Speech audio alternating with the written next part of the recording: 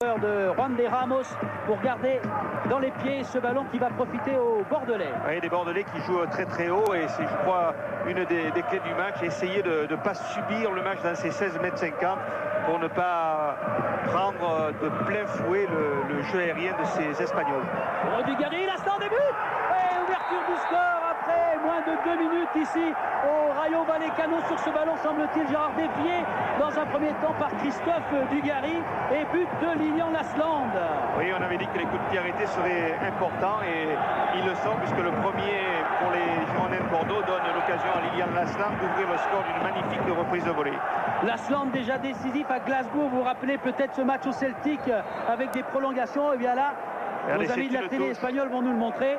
Oui, une touche qui est déviée et reprise de Rick Gramé. Peut-être une nouvelle combinaison. Il y a Alain Roche qui aligne toute son équipe sur la ligne des 16 mètres. Ballon pour Ramé, mais de deux points et l'égalisation. Oui, monsieur Messina accorde cette égalisation. Il a regardé son juge de ligne et Ramé qui a dégagé dans un premier temps, ça n'a pas suffi. Oui, ballon piqué au deuxième poteau avec une remise. Et on va le voir, une remise dans l'axe. Et Loïc Gramé qui est un petit peu court avec ce ballon qui tombe dans les pieds d'un Espagnol qui n'a plus qu'à pousser. On le disait, les combinaisons, là c'est en l'occurrence c'est Quevedo qui va remettre ce ballon. Les combinaisons sont quelque chose d'extrêmement travaillé par cette équipe espagnole et ils ont souvent du succès. Voilà un match qui s'équilibre. Le corner des Girondins, mais il n'y a pas beaucoup de monde. Il y a les grands du Rayo pour dégager ce ballon avec Roche qui est dans ce coup-là également. Djemali de la tête pour Grenet. Il ne faut pas le perdre celui-là. Ils sont là au sens sur l'ombre.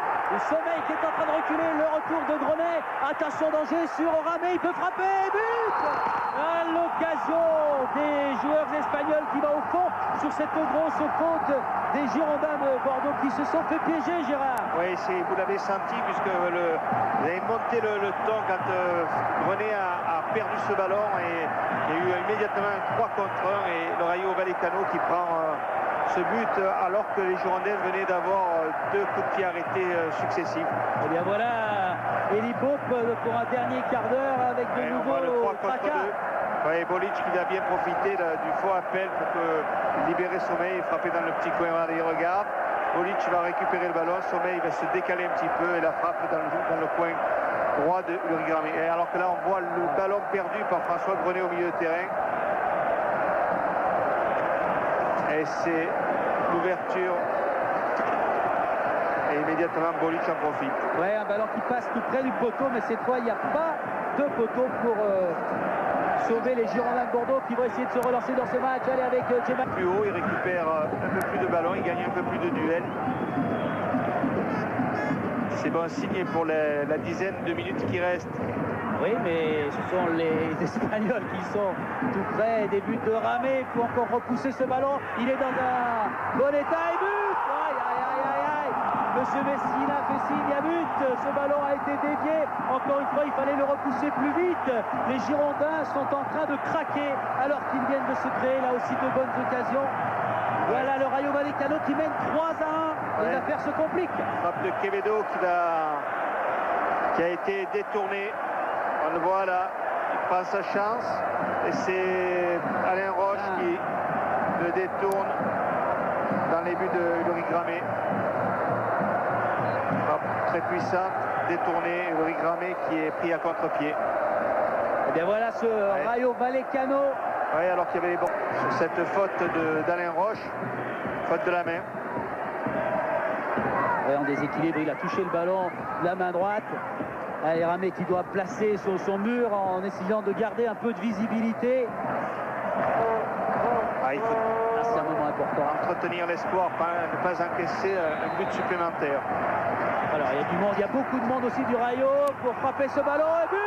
Et le voilà, le but supplémentaire des joueurs des Girondins de Bordeaux qui se font piéger une nouvelle fois. 90e minute pile à l'instant et le 4e but du Rayo Vallecano en un quart d'heure. Les Girondins ce soir à Madrid sont en train de sombrer. Oui, une fin de match extrêmement difficile, délicate, avec ce coup de pied arrêté, parfaitement frappé dans le petit filet de Loïc Gramé. Regardez cette frappe très limpide. Ouais, on comprend mal quand même, il y a 3 joueurs, on l'a vu d'ici, ouais. donc 3 joueurs du Rayo là qui sont dans le mur pour s'effacer et ouvrir une grande brèche qui piège Gramé. Un double mur, on savait que les coups de pied arrêtés étaient importants chez les Espagnols. Il y avait beaucoup de combinaisons et de subtilités. Et une nouvelle fois, ça fait mouche. Alors un coup de poker tenté, il reste 4 minutes de temps additionnel. Vilmots et Fenduno vont rentrer du côté